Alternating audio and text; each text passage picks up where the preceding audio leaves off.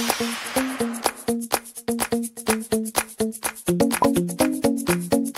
guys! Welcome back to my channel. It's me again, Jam. And kung hindi ka pa subscribe channel ko, subscribe ka na and click notification bell sa baba para ma-notify ka every upload ko ng video. So for today's video, alam ko naman nababasa nyo na sa title and sa thumbnail ko na bang gagawin natin ngayon, no? Sobrang ako excited dito. Kung mapapansin nyo, ngayon na lang ulit ako nakapag-shoot or nakapag-upload dito sa YouTube, no? Ewan ko ba naman kailan ako sisipagin. For sure, nabasa nyo sa title, kinlik nyo to, chinek nyo kasi baka interesado kayo dito sa item na to. Pinadalhan tayo ni Gojo Doc ng dalawang item. Gagawa ko sila ng separate videos, no? Para sa unboxing and review. Tapos titignan din natin kung ano bang itsura niya, itatry natin lahat ng mga usual na ginagawa ko sa mga videos ko. And again, thank you so much Gojo Doc sa pagpapadala ng mga items na to. And hindi natin patagalin. Itong first item na i-unbox natin, this is the Gojo Doc Desktop High-Speed Silent Fan. Ayan, o.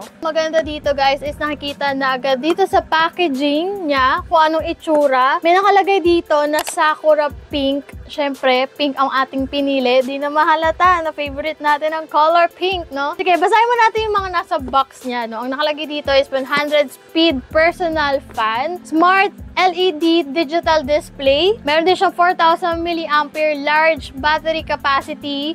And then, pwede siyang i-rotate 90 degrees. And then dito, check natin sa likod. Meron dito nakalagay. Para sa ganon, hindi nyo na i-check yung manual kasi for sure, di nyo naman pinabasa, no? So, ang ginawa ni Gojo Doc ay naglagay na siya dito sa mismo packaging niya. Ayan, naka-sealed pa. So, I'm so excited kasi lalagay ko siya dito sa, ano natin, setup natin. Kung makikita nyo, may PC ako guys, pero di ko siya ganun na ginagamit. So, naka-laptop tayo ngayon. So, pag open natin, ang una nating makikita, oh, ang ganda ng pagkaka-pink niya, no? Sa una niya makikita ay itong manual. The usual manual.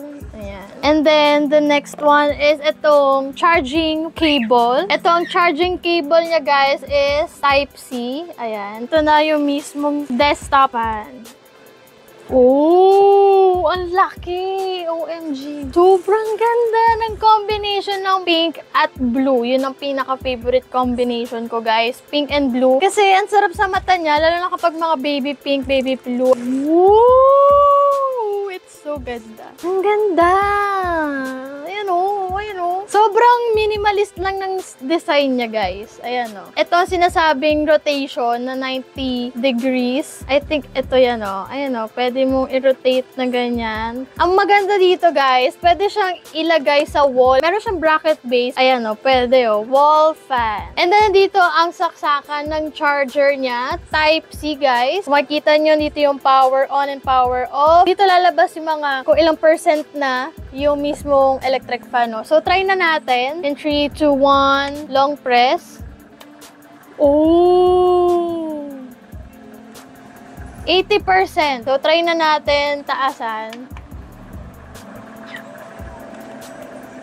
Woo! This is 20. Pag isang click lang, is ang increment niya is 20, 40, 60, 80. Ayan.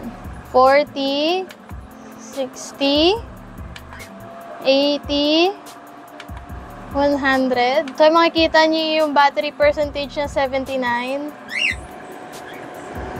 Woo! In fairness, laking help din niya kapag kunyari mainit, no, sa lugar nyo or sa place nyo. Perfect siya sa mga may office na hindi ganun nilalamig sa mga aircon sa mga offices nyo, no. Perfect to. Lagay nyo lang to sa gilid ng laptop nyo. So, try natin hinaan. Ayan. One click. Ayan. Pero, pwede nyo rin siyang i-long press kung gusto nyo mas mabilis. Ayan.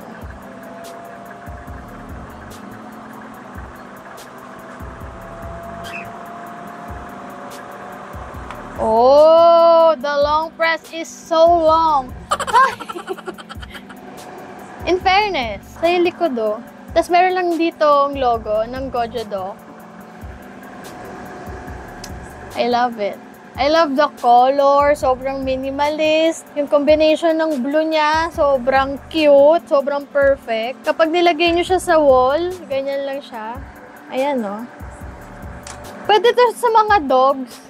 So, pwede ko rin siyang paggamit kay Cloud kung naiinitan na siya. At ang maganda dito, guys, hindi siya yung sobrang ingay na like yung mga electric fan natin. Ito, kapag inopen nyo siya, ganyan na lang siya. At ang tunog niya, parang yung hangin mismo, yun yung nagiging noise lang niya. Pero the rest, wala siya. Sobrang tahimik lang siya. At dahil 4,000 mAh siya, no, abot siya hanggang 12 hours. Continuous use yun, guys. So, guys, kung interested kayo dito sa desktop fan, no, ilalagay ko sa description box yung link kung saan nyo siyang pwede mabili. And again, thank you so much, Gojo Doc, sa pagpapadala netong desktop fan. Gusto ko siya, guys, no. Sobrang cute. And ayun na nga, guys. Thank you guys for watching. And, yeah. And see you on my next video. Bye! Nasa comment section, guys, kung gusto niyo mag-purchase nito.